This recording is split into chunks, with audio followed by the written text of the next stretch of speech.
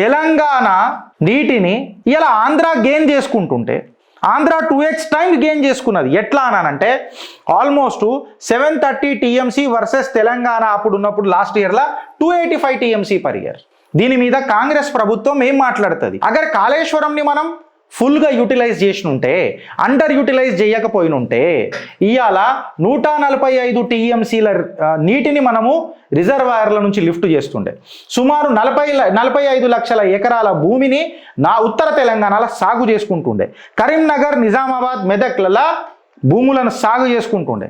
సుమారు 2000 టీఎంసీ నీటిని వృధా కాకుండా అట్లీస్ట్ పోని 1500 టీఎంసీ నీటిని సముద్రం పాలు కాకుండా ఆపుతుండే. బీఆర్ఎస్ అప్పో సొప్పో పక్కకు పెడితే మోటార్లు రన్ చేసింది రాబాయ్. ఇవాళ మీరు పోయి బనకచెర్లకు బంక చేస్తున్నారు రాబాయ్. ఇగో ఇదే ఫ్లడ్ వాటర్ చూపించి రేపు చంద్రబాబు నాయుడు గారు డిపిఆర్ రిపోర్ట్ తయారు చేస్తారు. So welcome to the show again, Mallanna Sagar లో మ్యాజిక్ షో. ఇప్పుడు రేవంత్ అన్న గదే మాట్లాడిండు కదా, కాళేశ్వరం లిఫ్ట్ ఇరిగేషన్ ప్రాజెక్ట్ ఏదైతే ఉంది కదా అది శుద్ధ వేస్ట్.